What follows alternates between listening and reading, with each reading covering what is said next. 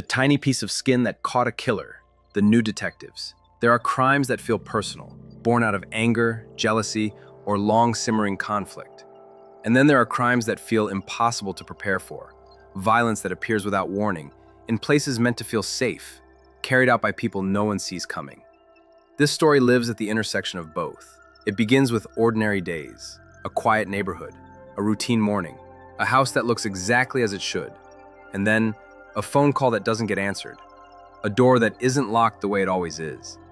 Small details that don't scream danger but whisper that something is wrong. What follows is not one crime but two, separate in time and place, yet bound by a single question. How do you solve a murder when there are no witnesses, no clear motive, and almost nothing left behind except confusion? In both cases, the killers believed they had erased their tracks. They staged scenes, they fled. They trusted that chance and chaos would protect them. They were wrong, because when violence leaves behind silence, science begins to speak. Tiny details, barely visible, easily missed, start to form a pattern. And once that pattern emerges, it leads investigators down a path where coincidence ends, truth sharpens, and escape becomes impossible. This is a story about fatal twists no one saw coming, and how they were finally uncovered. The first crime unfolded in a place where nothing about the morning suggested danger. Chesapeake, Virginia was quiet on July 6, 2000, the kind of stillness that comes from routine rather than tension. Houses sat neatly along familiar streets. Neighbors went about their days assuming that life inside each home was unfolding normally. That assumption would shatter before noon. Melissa O'Connell was 8 months pregnant and known for being dependable to a fault. She showed up to work on time every day, even while struggling through a difficult pregnancy complicated by gestational diabetes. When she didn't arrive that morning and failed to answer her phone, concern spread quickly. At first, it didn't feel like fear. It felt like worry, the kind coworkers feel when someone reliable suddenly breaks pattern. One of Melissa's coworkers reached out to a neighbor, Raquel Foley, asking her to check on Melissa. Raquel walked to the house, phone still pressed to her ear as the coworker stayed on the line. From the outside, nothing seemed wrong. Melissa's car was in the garage. The house looked normal, but one detail immediately felt off. The back door was unlocked. Melissa was known for being extremely security conscious. Friends would later describe her as almost paranoid about locking doors and windows. An unlocked door didn't fit. Raquel stepped inside and called out Melissa's name. The kitchen looked untouched, almost staged in its normalcy. Dinner appeared to have been prepared but never eaten. There was no sign of chaos, no obvious disturbance. As Raquel moved through the house, her unease grew. Melissa didn't answer. When she reached the bedroom, she found the door locked. At that point, instinct took over. Something was wrong. On the coworker's advice, Raquel called 911. Police and EMTs responded quickly. At first, there was still a sliver of hope. Given Melissa's medical condition, officers considered the possibility that she had collapsed in the bedroom, perhaps slipping into a diabetic coma. If that were the case, time mattered, not just for Melissa, but for the baby she was carrying. They forced entry into the bedroom. The room told a completely different story than the rest of the house. Unlike the clean, orderly spaces outside it, the bedroom was in disarray. Drawers had been dumped. Items were scattered. It looked less like a struggle and more like a ransacking, as if someone had deliberately tried to create confusion. Then they found her. Melissa lay face down in the bathtub. She was already dead. It was too late to save her unborn child. The shock rippled instantly from room to room, from officer to officer. What had begun as a welfare check had turned into something far darker. Bruises covered Melissa's body. Blood stained the tub. This was not a medical emergency. This was a suspicious death. As officers secured the scene and radioed in for detectives and forensic teams, another figure arrived. Melissa's husband, Martin O'Connell, pulled into the driveway. He said he had received a call about an ambulance being at his house. Officers stopped him from entering and asked him to wait outside until detectives could speak with him. To responding officers, Martin appeared distraught. He sat near the garage with his head down, visibly shaken. When homicide detectives arrived, they asked him to sit in a vehicle so they could begin an interview away from the growing scene. Martin told them he had not seen Melissa since the night before. He said he had been trying to reach her that morning without success and had no idea what had happened. As he spoke, detectives noticed something that immediately caught their attention. Martin had visible abrasions on his arms and elbows, and one of his fingers was bandaged. When asked about the injuries, Martin explained that he and Melissa had argued the night before. According to him, the argument escalated until he tried to quiet her by placing his hand over her mouth. Melissa, angry and upset, bit his finger hard enough to break the skin. He said she then kicked him out of the house. Martin claimed he spent the night driving around nearby Virginia Beach, leaving emotional messages on Melissa's answering machine, apologizing and saying he was lost. He told detectives that when he eventually returned home, he found some of his clothes left in the garage, with a note telling him not to come back that night. He said he switched cars and left again, eventually checking into a hotel. As for the abrasions on his arms, Martin said he went to a bar after checking into the hotel and fell outside, cutting himself. He insisted the injuries were accidental. When detectives asked to photograph them, he agreed without hesitation, telling them he would do anything to help. Meanwhile, detectives began speaking with others close to Melissa. Raquel Foley and Melissa's co-worker described her as kind, responsible, and deeply excited about becoming a mother. They believed Melissa and Martin had a strong marriage. There had been no talk of serious problems, no open signs of violence. They also emphasized something critical. Melissa never allowed smoking inside the house. That detail would matter later. Before processing the scene, forensic technicians documented everything. The bedroom stood out immediately. It was the only room that appeared disturbed. The rest of the house looked immaculate. That imbalance raised questions. If this were a burglary, why focus on just one room? Why ignore more obvious valuables elsewhere in the home? Technicians found several broken candlesticks near the bathtub, along with a pair of shorts. In the toilet, they recovered a partially smoked cigarette. Around the tub, they noted faint blood staining and discolored water. Samples were collected and sent to the lab. Outside, investigators checked the perimeter of the house. Doors and windows were locked and secure, with the exception of the back door that Raquel had found unlocked. There were no signs of forced entry. To detectives, the scene felt staged. As the initial shock settled, one question became unavoidable. Who would want Melissa O'Connell and her unborn child dead? And how could such a brutal crime occur inside a locked house without anyone noticing? By the end of the first day, investigators were left with more contradictions than answers. A loving husband with unexplained injuries, a ransacked bedroom that didn't make sense, a cigarette in a house where smoking was forbidden, and a murder scene that felt deliberately designed to mislead. What they didn't yet realize was that the smallest details, ones nearly invisible at first glance, were already pointing toward the truth. As the investigation moved forward, detectives focused on separating emotion from evidence. Sympathy, shock, and grief filled the house, but none of those things could explain what had happened inside that locked bedroom. The scene itself had to speak. Martin O'Connell returned to the police station later that afternoon for a more detailed interview, just as he had promised. On the surface, he appeared cooperative. He repeated his version of the night carefully, almost rehearsed, walking detectives step by step through his argument with Melissa, his drive afterward, the messages he left, the hotel stay, the bar, the fall. He seemed eager to establish his alibi. That eagerness stood out. Seasoned investigators know that innocent people usually want answers. They ask questions. They want to know how, why, and when. Martin did none of that. He never asked how Melissa died. He didn't ask where she had been found. He didn't ask about the baby. That absence of curiosity lingered heavily in the room. Detectives also noticed something else.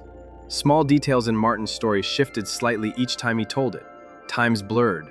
Locations changed just enough to raise concern. None of the changes were dramatic, but together they suggested adjustment rather than recollection. One detail troubled investigators more than most: the cigarette. Melissa's friends and coworkers were adamant. She did not allow smoking in the house. Yet a partially smoked cigarette had been recovered from the toilet in the bathroom where her body was found. Investigators confirmed that Martin was a smoker, and that the cigarette brand matched the one he used. When confronted with this information, Martin offered no clear explanation.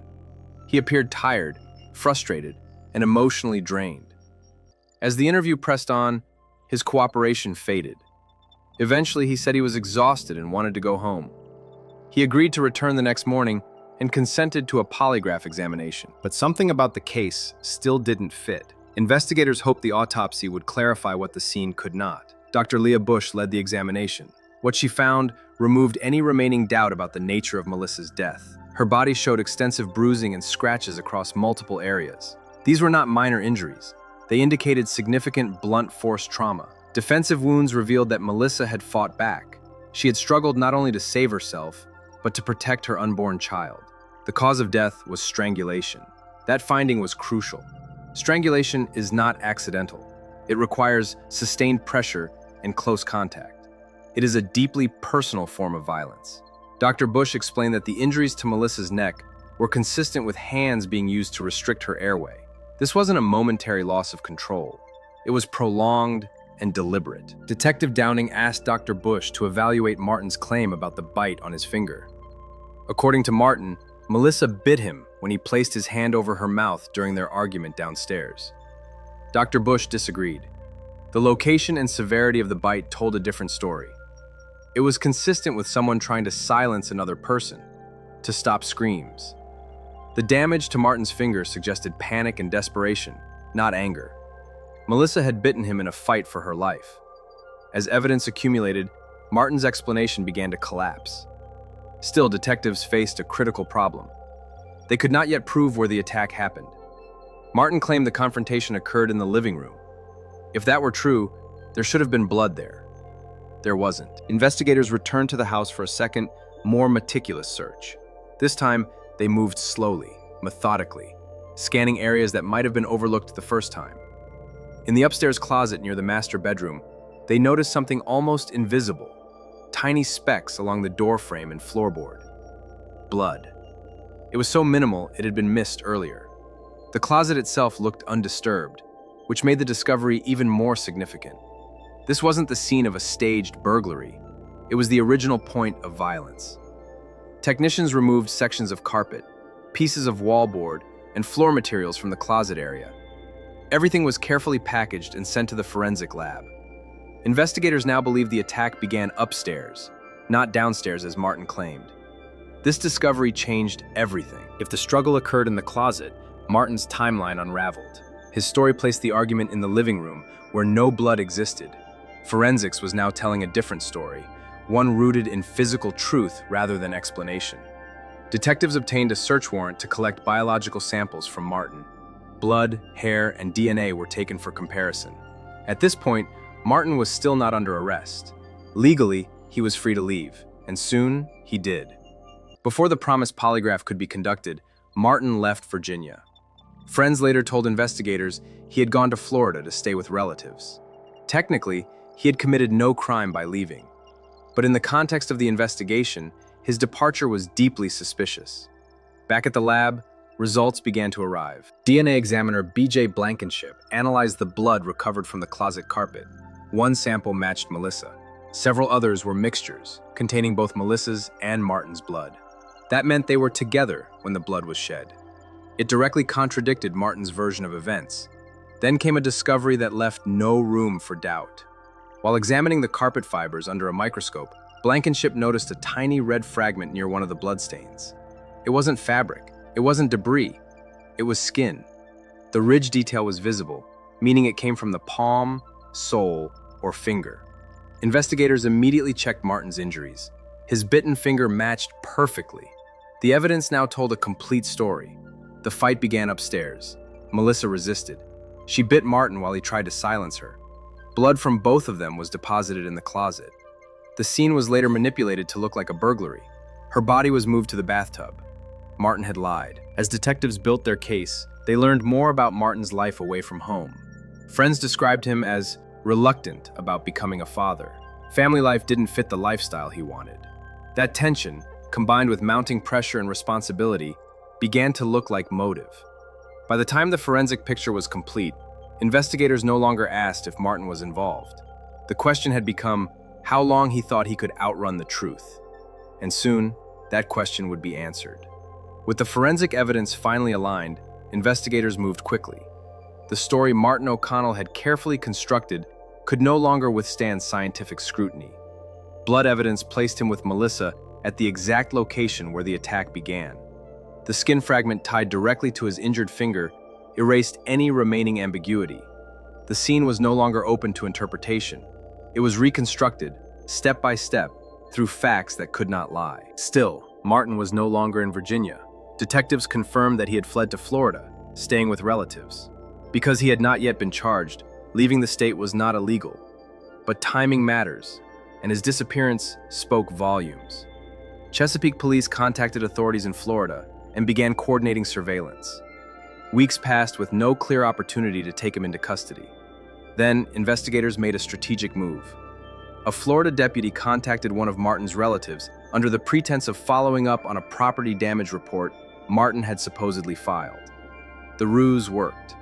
Martin called back and reluctantly provided an address in Clearwater, Florida. That single mistake was all detectives needed. Local police moved quickly. Surveillance was established. When Martin arrived at the address, officers arrested him without incident. He was extradited back to Virginia to face charges for the murder of his wife. As the case moved toward trial, prosecutors laid out a clear narrative. The argument between Martin and Melissa was not spontaneous chaos. It was an eruption fueled by control, fear, and resistance. In the walk-in closet, away from windows and neighbors, Martin tried to silence her. She fought back. She bit him to survive. He strangled her until she could no longer breathe. Then he staged the scene, ransacked the bedroom, moved her body, and left behind just enough confusion to buy time. The jury saw through it. In 2002, Martin O'Connell was found guilty of murder and sentenced to life in prison without the possibility of parole. At the time, Virginia law did not allow prosecutors to charge him separately for the death of his unborn child. That legal gap would later be closed, in part because of cases like Melissa's. The community was left shaken. But this story does not end there. Because hundreds of miles away, years earlier, another Virginia community had faced a different kind of horror. Not rooted in intimacy or control, but in randomness and greed. A woman murdered simply for being in the wrong place at the wrong time. No warning, no relationship, no reason beyond opportunity. That second crime would test investigators in a different way. With no personal motive and no obvious suspect, they would have to rely entirely on the smallest traces left behind. The way science exposed truth when human explanations failed. The way tiny details, once dismissed, became the key to justice. In both stories, the killers believed chaos would protect them. That uncertainty would buy them freedom. They underestimated the power of evidence and the patience of those trained to read it. The second crime began without warning and without connection. There was no argument, no history, no emotional bond to unravel. Just a normal workday that ended in sudden violence. In Rowan County, Virginia, a realtor named Carolyn Rogers went to show a house, something she had done countless times before. It was routine, safe, predictable, until it wasn't. When police arrived at the home, they found Carolyn's body in the basement, lying in a pool of blood. She had been stabbed directly through the heart. The brutality of the attack was immediately clear, but the reason was not. There were no witnesses, no signs of forced entry, no obvious suspects. Whoever killed her had vanished. At first glance, the crime felt random, and that made it terrifying. Investigators began where they always do, by listening to what the scene could offer. Bloody shoe prints marked the basement floor, overlapping and distinct. One set appeared smaller, likely from a woman's shoe. The other was larger, heavier, consistent with a man's boot. Nearby, technicians found a single button in the blood. It didn't belong to Carolyn. That meant it belonged to someone else. Outside, Carolyn's car was missing. Hours later, a patrol officer spotted the vehicle parked at a local mall. Inside was a legal pad with what appeared to be bloodstains. Mall security later found a pair of shoes discarded in a dumpster. They matched the size and shape of the smaller bloody prints at the scene. Each discovery felt small on its own. Together, they formed direction. The autopsy revealed even more. Carolyn had not only been stabbed, she had also been struck repeatedly in the head. Bruising patterns suggested she'd been stomped after she was already wounded. Jewelry had been torn from her body, not gently removed. This was robbery layered with rage. The motive became clear. Not passion, not conflict, money. A forged check cashed the day of the murder led investigators to a name. That name led to fingerprints. Heat and chemistry revealed prints hidden to the naked eye. Within minutes, the system returned a match. A woman connected to a known violent offender recently released from prison. The pieces began to lock together. Police learned the pair had fled the state in a van. Days later, hundreds of miles away, an Ohio state trooper spotted it at a rest stop. The arrest was swift. Inside the van were items that erased any doubt: a serrated knife consistent with the wound, boots whose tread patterns matched the bloody prints, and a shirt missing a button identical to the one found at the crime scene. Forensics did the rest. Shoe impressions matched perfectly. Fingerprints tied both suspects to the forged checks. Clothing carried traces of blood. What the killers believed they had erased was reconstructed in full detail. At trial, the evidence spoke louder than any denial ever could. The verdict was inevitable. The man who murdered Carolyn Rogers was convicted and ultimately executed. His accomplice served time for her role. Justice, though delayed, arrived with certainty. Two crimes, two completely different paths to violence, one rooted in control, intimacy, and betrayal, the other driven by greed and opportunity. What united them was not motive, but truth. In both cases, the killers believed silence would protect them, that confusion would buy time, that without witnesses they would disappear into uncertainty. They underestimated evidence, they underestimated science, and they underestimated the patience of investigators trained to read what others overlook. These stories remind us of something deeply unsettling but essential to understand. Violence does not always look the same. Sometimes it grows slowly inside relationships. Sometimes it arrives without warning from strangers. But in both forms, it leaves behind patterns, tiny fractures in reality that can be followed if someone knows how to look. There is no such thing as the perfect crime, only the crime that hasn't been fully understood yet. If this story held your attention, if it made you think differently about how justice is uncovered, support the work by engaging with it. Share it with others, add your voice to the conversation, and stay connected for more stories that cut through noise, uncover truth, and remind us why details matter. Because awareness doesn't just inform, it protects.